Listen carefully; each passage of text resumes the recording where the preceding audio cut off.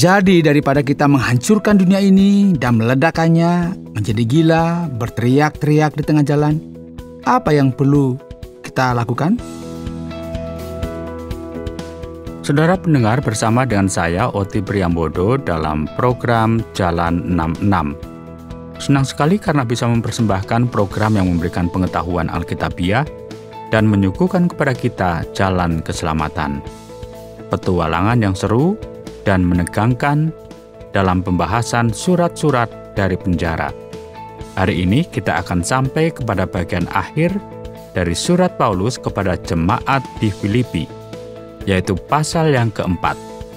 Dan Pak Yohanes akan memberikan komentarnya dalam keadaan gereja yang sedang memanas, pada saat bersamaan juga dalam keadaan pahit. Dan tema kita kali ini adalah salam perpisahan yang penuh dengan sukacita. Dalam menghadapi banyaknya kesulitan dan ketidakadilan di dalam hidup, bagaimana kita tetap bisa untuk menikmati kehidupan ini dan mengharapkan kemenangan? Saudara, kita tahu surat Filipi itu bicara mengenai sukacita. Sukacita ini ternyata menjadi tema yang konstan dalam seluruh kitab Filipi. Ketika kita sampai pada pasal 4 ayat yang pertama, dikatakan seperti ini. Karena itu, saudara-saudara yang kukasihi dan yang kurindukan, sukacitaku dan mahkotaku, berdirilah juga dengan teguh dalam Tuhan. Hai saudara-saudaraku yang kekasih. Mungkin Anda bersukacita beberapa hari ini ya, atau mungkin juga Anda telah bertemu dengan orang-orang yang penuh dengan sukacita karena kabar baik, atau karena mendapatkan hadiah ya, atau karena dalam keadaan ekonomi yang baik-baik saja, atau mungkin sesuatu yang indah, mungkin menikah, kemudian dia dikaruniai anak dan sebagainya. Itu sesuatu yang membuat kita sukacita dan membuat kita bahagia. Namun demikian, mari kita memperhatikan apa yang terjadi di sini, di bagian ini. Paulus sekarang sedang dipenjara, saudara. Ia difitnah dengan cara yang tidak adil. Ternyata kekuatan yang kita temukan dalam Injil, yaitu ketika ada orang yang bersukacita, terlepas dari masalah-masalah yang mereka hadapi. Jadi ada masalah, tapi tetap bersukacita. Nah, ini kekuatan. Mungkin ada yang berpikir, ya waktu itu kan tidak ada masalah di gereja. Jangan salah, saudara. Ternyata gereja pada saat itu mereka ada masalah dan konflik ya di antara orang-orang yang ada di gereja. Yaitu mengenai apa? Ajaran sesat. Tapi kita lihat di sini, Paulus tetap tenang. Karena dia tahu bahwa Allah pasti akan mengendalikan segala sesuatu. Saudara yang dikasihi oleh Tuhan, perhatikan sekarang ayat yang kedua. Euodia kunasihati, Sintike kunasihati, supaya sehati sepikir dalam Tuhan. Nah, ini dua orang, saudari, dalam gereja ya, mereka ternyata bertengkar. Saudari-saudariku, sudah cukuplah. Janganlah kita mengakibatkan perdebatan dan perselisihan. Mengapa kalian berselisih? Mari hidup harmonis. Nah, Paulus sedang mencoba untuk memperbaiki hubungan kedua saudari ini. Bahkan kuminta kepadamu, Sunsogos, temanku yang setia, tolonglah mereka, karena mereka telah berjuang dengan aku dalam pekabaran Injil, bersama-sama dengan Klemen dan kawan-kawanku sekerja yang lain, yang nama-namanya tercantum dalam kitab kehidupan. Saudara, mari kita lihat. Ini luar biasa sekali ya. Paulus dengan tenang dan rendah hati, ia tahu dengan benar bahwa kedua orang ini ada di gereja. Ini orang-orang yang telah melakukan hal-hal yang luar biasa dan mereka adalah anak-anak Allah. Nah, sekalipun demikian ternyata mereka juga tidak akur. Mengapa? Karena mereka juga manusia biasa. Mereka masih bisa berbuat kesalahan. Nah, saat-saat ini mungkin kita melihat juga ya di gereja, mungkin ada hal-hal yang seperti ini. Ada pertengkaran, ada orang yang marah, kemudian ada ketidakakuran, hanya masalah-masalah sepele, terjadi keributan begitu ya. Ingatlah, jangan mencari yang sempurna di gereja, karena di gereja juga adalah manusia biasa, ya. Nah, ketika ia menemukannya, ada orang yang tidak sempurna, maka itu bukan sesuatu menjadi halangan bagi kita untuk kita tidak pergi ke gereja. Tetapi bagaimana? Kita harus selesaikan itu supaya kalau ada masalah kita selesaikan, karena kita adalah sesama anak-anak Tuhan. Karena itulah Saudara yang dikasihi oleh Tuhan, selalu diingatkan kepada kita oleh Paulus, bersukacitalah senantiasa dalam Tuhan. Nah ini kita mungkin bisa tersenyum lah. Bersukacitalah senantiasa dalam Tuhan. Sekali lagi ku katakan bersukacitalah. Hendaklah kebaikan hatimu diketahui semua orang. Tuhan sudah dekat. Pendengar yang dikasihi oleh Tuhan, mari kita bersukacita karena sebenarnya sukacita tersebut merupakan hasil dari kasih Allah dalam kehidupan kita. Kita harus ramah, ya. Tuhan sudah dekat. Janganlah hendaknya kamu khawatir tentang apapun juga, tetapi nyatakanlah dalam segala hal keinginanmu kepada Allah dalam doa dan permohonan dengan ucapan syukur. Kekhawatiran itu masalah utama yang mencuri sukacita kita. Jadi tidak usah lagi kita menjadi khawatir. Namun marilah kita mulai berdoa, membuka hati kita kepada Tuhan, dan menyerahkan segala masalah kita kepada Tuhan. Jika kita hanya duduk berdiam, menggigit jari, kita berputus asa, kita marah terhadap segala sesuatu yang terjadi di rumah, kita tidak bisa menyelesaikan masalah-masalah yang terjadi dengan sikap semacam ini, saudara. Kita perlu tenang dan membawa setiap masalah kita ke hadapan Tuhan. Perhatikan ini. Damai sejahtera Allah yang melampaui segala akal akan memelihara hati dan pikiranmu dalam Kristus Yesus. Luar biasa, Paulus ya. Yang ada di penjara, yang sedang mengalami masa sulit, namun ia tetap tenang dan mengajarkan kepada jemaat yang ada di Filipi sebuah pelajaran hidup yang sangat penting. Jadi akhirnya saudara-saudara semua yang benar, semua yang mulia, semua yang adil, semua yang suci, semua yang manis, semua yang sedap didengar, semua yang disebut kebajikan dan patut dipuji, pikirkanlah semuanya itu. Sukacita berkaitan dengan kepercayaan kita di jalan Allah dan mengenakan segala pikiran yang positif dan berguna. Ada banyak orang di luar sana yang sepertinya sedang berada dalam depresi, mengalami hal-hal yang sulit. Nah, ketika ada orang yang menyapa dengan baik, orang tersebut tidak akan menjawab dengan baik. Misalnya, kita menyapa dan berkata, "Halo, apa kabar hari ini?" Orang itu menjawab, "Ngapain ngurusin saya?" Mungkin lagi stres ya. Nah ini yang disebut dengan ternyata di luar sana banyak orang yang ternyata lagi susah hidupnya. Ya, lagi sulit hidupnya sehingga dia tidak bisa berpikir yang positif.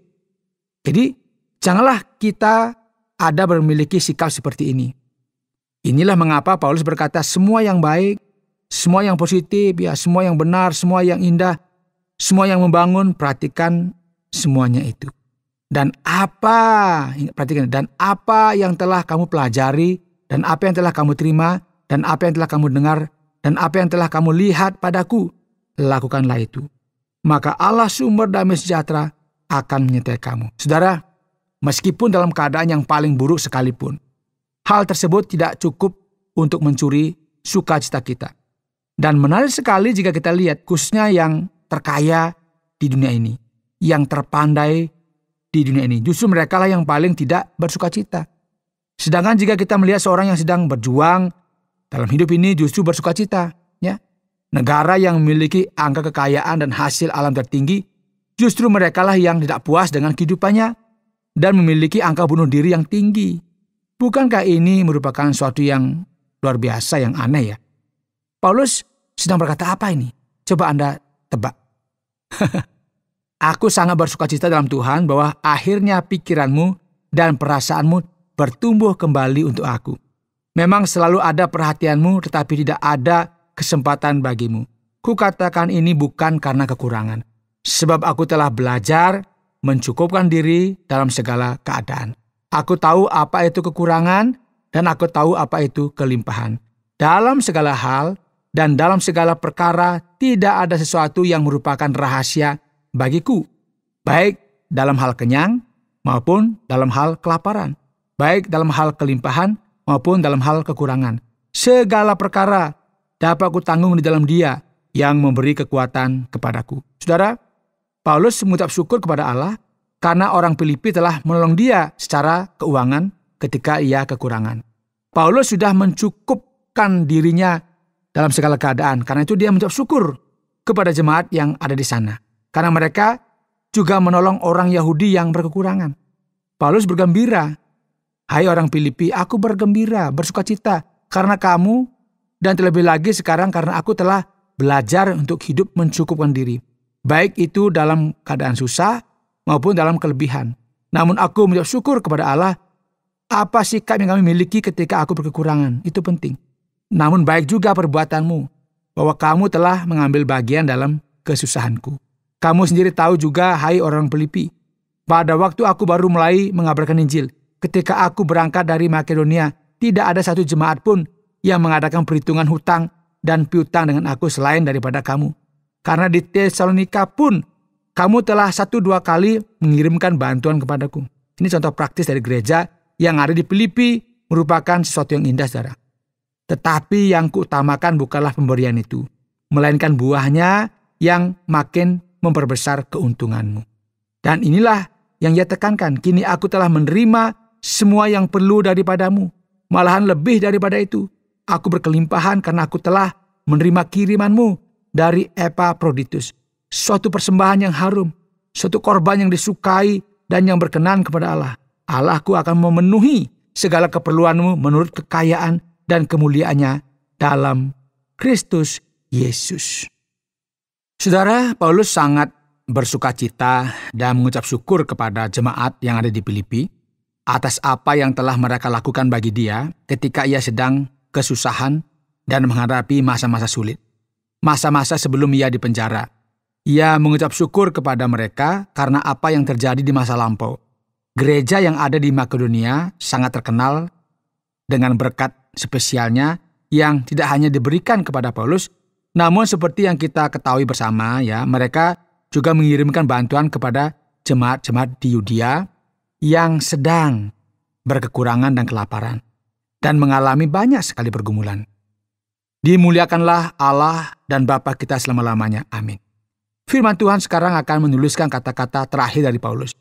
Sampaikanlah salamku kepada tiap-tiap orang kudus dalam Kristus Yesus. Salam kepadamu dari saudara-saudara yang bersama-sama dengan aku. Salam kepadamu dari segala orang kudus, khususnya dari mereka yang di istana Kaisar.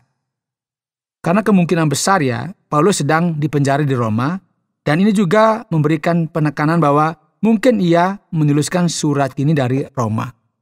Kasih karunia Tuhan Yesus Kristus menyertai kamu. Amin. Inilah akhir dari surat Filipi, saudara, surat yang diakhiri dengan sebuah kalimat bersukacita yang pada saat yang bersamaan memberikan dorongan juga kepada kita. Karena kita bisa melihat bahwa dalam surat kepada jemaat di Filipi ini ada salam perpisahan yang membawa sukacita. Anda sedang mendengarkan Jalan 66 dalam rangkaian pembahasan Filipi pasal yang keempat yang telah dijelaskan oleh Pak Yohanes dengan topik Salam Perpisahan yang penuh dengan sukacita. Baiklah, sekarang mari kita beranjak kepada bagian tanya jawab. Jadi Pak Yohanes, keadaan apa yang Paulus sedang bicarakan di sini? Mengenai 2 perempuan yang sangat diberkati yang berasal dari gereja dan tiba-tiba mereka memiliki permasalahan. Jadi sebenarnya kesalahpahaman atau permasalahan apakah yang dialami oleh Euodia dan Syntyche yang ada dalam bagian ini? Baik Pak Oti, argumen yang dikatakan di sini merupakan sebuah pertanyaan yang membingungkan, dan sebenarnya kita perlu memiliki sebuah pandangan yang realistis mengenai hal-hal yang ada di sini. Apa yang ditunjukkan oleh Alkitab kepada kita di sini? Dan sebenarnya kita akan melihat sesuatu yang bertolak belakang dengan apa yang dipikirkan oleh orang-orang pada umumnya, karena jemaat mula-mula sangat ditandai dengan kemanusiaan. Tidak kemudian karena seseorang masuk gereja dan mengenal Kristus dan melayani Allah dan memberikan dirinya kepada gereja sehingga masalah dan kelemahan mereka menjadi hilang. Kedua perempuan ini bahkan pernah bekerja sama dengan Paulus, bersamaan dengan Clement. Dan kita juga bisa menunjukkan bukti-buktinya dari bagian ini, yaitu bahwa kedua wanita ini adalah wanita yang diberkati. Namun sekarang dalam sisi lain, mereka juga memiliki argumen yang sangat keras, yang cukup penting. Sampai-sampai Paulus sendiri menuliskan hal ini di dalam suratnya kepada jemaat yang ada di Filipi. Dan ini sebenarnya memberikan indikasi bahwa perselisihan yang terjadi di antara mereka ini bisa dilihat dengan jelas oleh seluruh jemaat. Jadi pada tahu semua. Dan hal ini akan membuat kita memahami setidaknya dua hal penting. Yang pertama, kita perlu menjadi seseorang yang realistis. Semua hal yang berkaitan dengan menjadi anggota jemaat Kristus, anggota gereja, jika ada seseorang yang membuat kita marah, dan kemudian kita tidak mau berurusan lagi dengan gereja, hal ini menyatakan kepada kita mengenai ketidakmatangan dan kurangnya cara pandang yang realistis dalam hidup ini. Dan hal lain adalah untuk kita harus hati-hati ya, karena kita sebenarnya merupakan sasaran dari kelemahan dan terkadang kita bisa tersandung dan jatuh. Jadi jika kita tidak memperhatikan hal ini, kita akhirnya akan melakukan tepat seperti apa yang dilakukan oleh kedua wanita ini di masa lampau. Dan sebenarnya ini bukanlah sesuatu yang sulit dan rumit untuk dimengerti, sebagaimana yang dialami oleh Yodia dan Sintike. Karena ini semua bisa saja terjadi kepada kita kapan saja. Kita perhatikan pada ayat yang ketiga, Pak Yohanes. Hal ini menimbulkan rasa penasaran bagi saya. Di sana dikatakan kitab kehidupan. Kita telah banyak mendengar tentang hal yang ada dalam bagian ini. Apakah buku ini memang ada? Dan mengapa hal ini disebutkan? Dan apakah Bapak bisa menjelaskan kepada kita tentang bagian ini? Ya, baiklah Pak Oti. Ini merupakan sesuatu yang cukup rumit ketika Paulus menyebutkan Euodia dan Sintike. Maka kemudian ia menuliskan referensi mengenai Clement, rekan sekerjanya. Sekarang ia akan berbicara mengenai kehidupan dan bahwa nama-nama mereka terdapat dalam kitab tersebut. Referensi mengenai kitab kehidupan ini sebenarnya mengacu pada masa sebelumnya. Ini merupakan sebuah gagasan mengenai kitabnya Allah. Karena dalam budaya Yahudi, mereka sangat menghargai nama. Dan inilah mengapa kita mengenal Allah dengan namanya. Jadi ketika seseorang menjadi bagian dari hal ini, yaitu orang-orang yang berkaitan satu sama lain dengan Allah melalui perjanjiannya, nama mereka disebutkan dalam kitab Allah. Dan di sini dalam kitab Filipi, kita bisa melihat ada buku yang disebutkan di sini. Nanti juga dalam kitab Wahyu, kita akan membaca bahwa semua orang yang namanya tidak tertulis dalam kitab kehidupan, mereka akan dibuang ke lautan api. Jadi di sini kita juga memiliki referensi yang membuat kita berpikir apakah benar ya, kitab kehidupan itu ada, yaitu buku secara literal, di mana terdapat halaman demi halaman dari kertas dan sebagainya. Ya, ini merupakan sesuatu yang sulit kita mengerti. Pertama-tama kita perlu memahami bahwa kitab yang ada pada saat ini tidaklah sama dengan buku atau kitab yang kita miliki hari ini. Kitab zaman dahulu itu merupakan sebuah gulungan dari kulit atau perkamen. Jadi ini merupakan sesuatu yang sulit untuk kita mengerti. Opsi terbaiknya di sini adalah dengan memahami bahwa ini merupakan bahasa kiasan, yaitu referensi mengenai nama dari orang-orang yang memiliki hubungan dengan Allah dan yang keselamatannya terjamin oleh Yesus Kristus. Jadi cara terbaik untuk memahami kitab kehidupan ini masih merupakan misteri bagi kita semua. Kita harus bersabar untuk semuanya ini. Berikutnya Pak Yohanes, Paulus akan berbicara mengenai masalah eksistensi, yaitu masalah kecemasan. Mengapa kecemasan itu merupakan sesuatu yang buruk dan membingungkan? Karena Alkitab begitu banyak menjelaskan tentang kecemasan. Sepertinya Anda ingin cepat mendengar jawabannya ya? Ya, saya agak cemas Pak. Apakah Bapak cemas? Mari kita selesaikan ini bersama. Kecemasan merupakan sesuatu yang cukup menarik. Karena hal ini menunjukkan sebuah realita yang penting. Hal ini menunjukkan kepada kita, beberapa banyak kita mempercayai bahwa kita memiliki kuasa di tangan kita sendiri. Hal ini akhirnya akan menyatakan seberapa banyak kita bergantung dengan kekuatan dan kuasa kita sendiri. Seberapa kita percaya bahwa kitalah yang mengendalikan sesuatu. Dan apa yang terjadi di sini? Dalam beberapa hal dalam kehidupan ini, kita perlu mengakui kelemahan-kelemahan kita. Dan mengaku bahwa kita tidak bisa melakukan apa-apa. Ya, misalnya kita jadi lagi ada masalah. Ada teman yang sakit. Saya harus kunjungi dia, begitu ya. Tapi kan tempatnya jauh begitu. Aduh, gimana ya? Saya harus naik bis apa? Saya harus naik pesawat yang mana? Saya harus sampai jam berapa? Kita jadi bingung, jadi khawatir. Karena ada teman yang kita kasih, dia sakit. Kita mungkin cuma garuk-garuk kepala, gigit jari, menangis, dan mulai pukul sana, pukul sini. Ya, karena ternyata kalau kita naik bis, kok bisnya jalannya nggak cepat ya, lambat sekali, ini harus cepat-cepat ke rumah sakit nih. Karena dia dalam keadaan yang keadaan yang gawat begitu ya. Jadi ada kecemasan yang irasional yang ditunjukkan kepada kita. Terkadang kita percaya dalam kekuatan kita, dan ketika terbukti bahwa kekuatan kita tidak berfungsi, secara psikologis kita menjadi seperti kaget gitu ya, konslet. Kita akhirnya berada dalam sebuah keadaan yang rumit dengan diri kita sendiri. Dan ini akan kita nyatakan ke dalam beberapa sikap yang sangat aneh. Jadi apa yang Alkitab katakan mengenai hal ini memang benar, bahwa kita akan menjadi khawatir dalam beberapa titik kehidupan kita. Namun kita semua harus menentang hal ini. Jadi daripada kita membakar dunia dengan api, dengan menjadi gila, berteriak-teriak di tengah jalan, apa yang harus saya lakukan? Kita harus berdoa.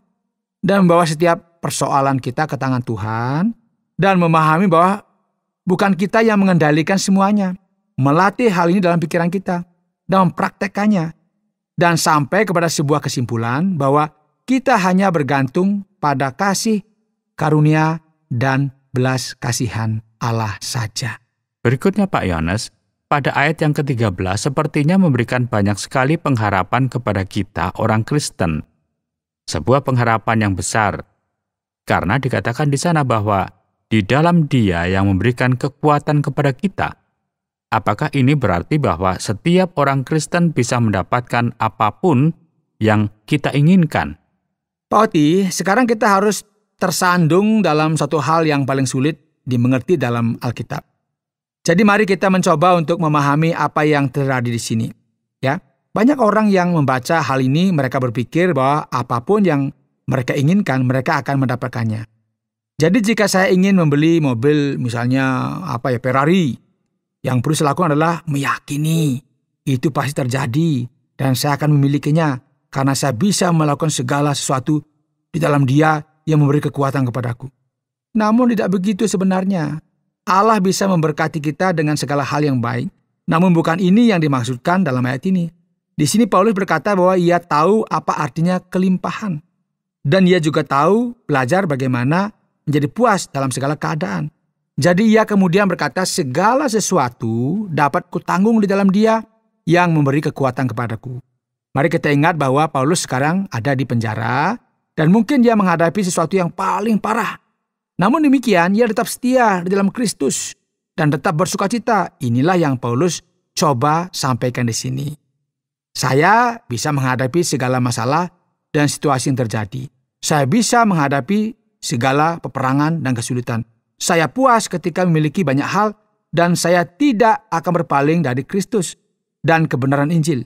Jadi bertolak belakang dengan apa yang kebanyakan orang pikirkan.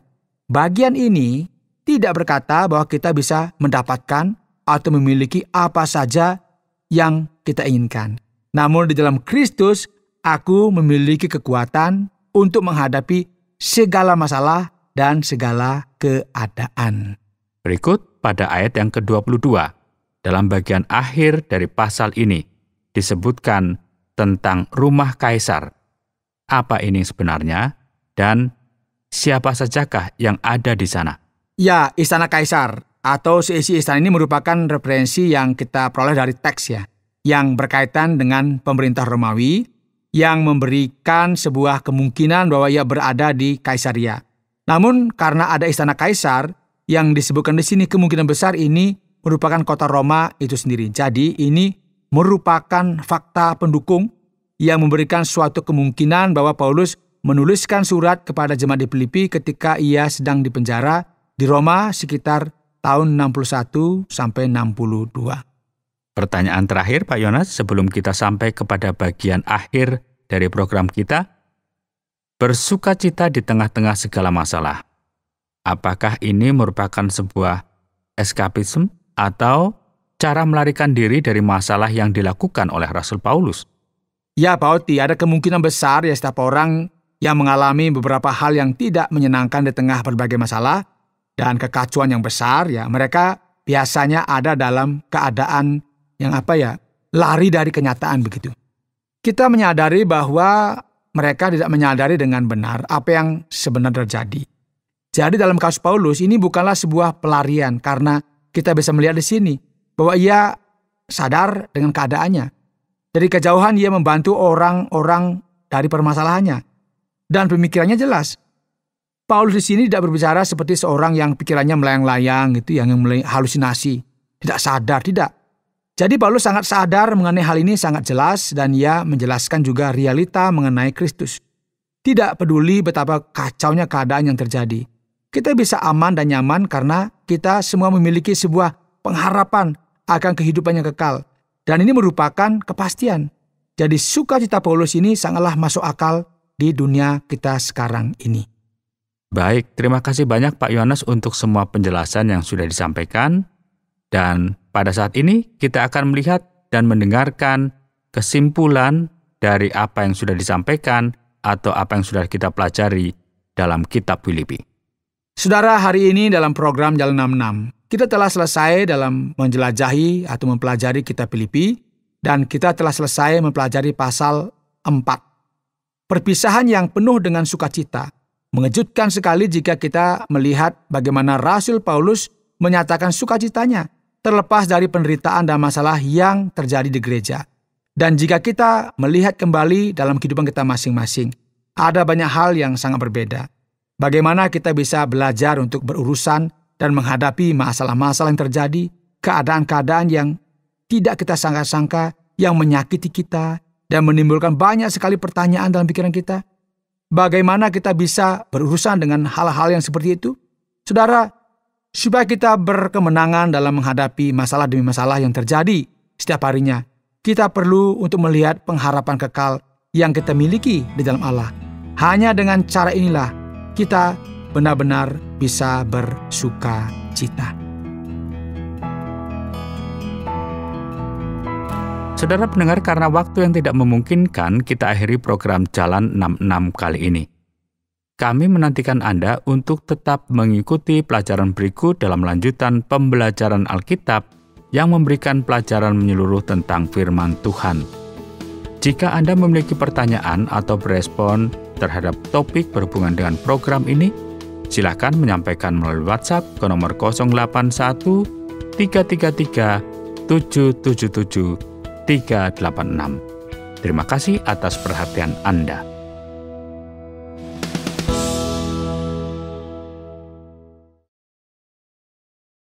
Terima kasih Anda sudah mengikuti program kami. Jika Anda diberkati, jangan lupa like, komen, dan share supaya Anda tidak ketinggalan setiap program terbaru kami.